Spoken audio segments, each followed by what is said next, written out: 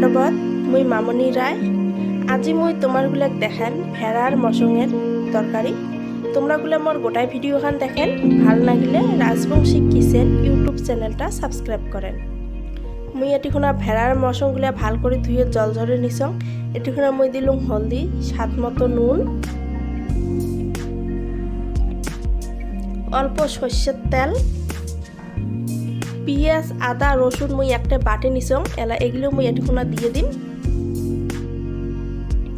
জিরের গুঁড়া আর অল্প শুকনো মরিচের গুঁড়া। এলা মশলার সাথে মশংগুলো মই মাখিয়ে 10-15 মিনিট খানেক রাখি দিম। আর মই ভেড়ার মশং রান্নার জন্য একটা আলু নিছং, দুইটা আর একটা টমেটো নিছং। এলা সবগুলো ভাল করে মাখি নিম।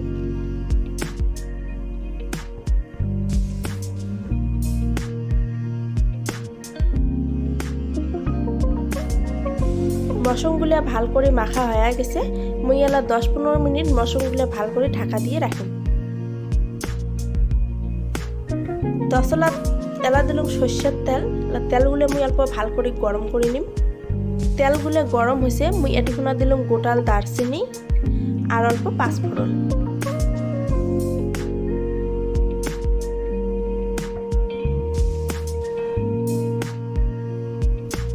এলা দিম মই মাখি রাখা মশংগুলো কিন্তু মই এটিখনা 15-16 মিনিট খানেক মাখি রাখছং।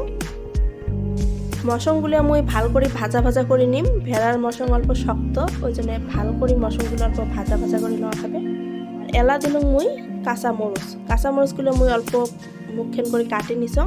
মই শুকনো মরিচ অল্প দিছং খালি রং হওয়ার জন্য, ওই জন্য মই কাঁচামরিচটা অল্প বেশি করে দিলাম।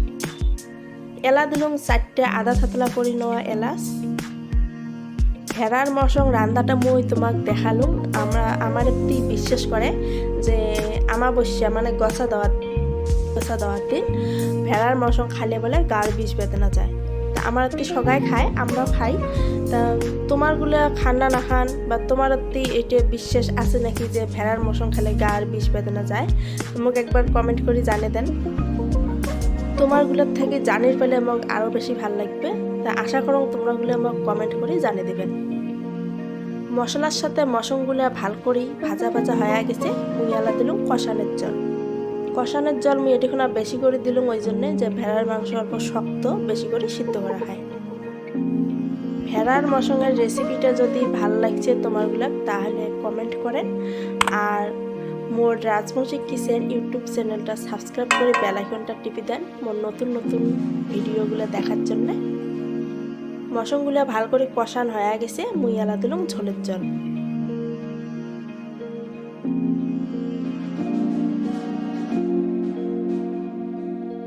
আমার ভেড়ার মশংয়ের তরকারিটা হয়ে গেছে। মুই এলা দিম ধনিয়ার পাতা। দেখো হয়ে গেল ভেড়ার মশংয়ের রেসিপিটা ভালো লাগলে রাজবংশী কিচেন ইউটিউব চ্যানেলটা সাবস্ক্রাইব করে বেল আইকনটা টিপে দেন। আজকের ভিডিওটা মই এটিখনা শেষ করলো।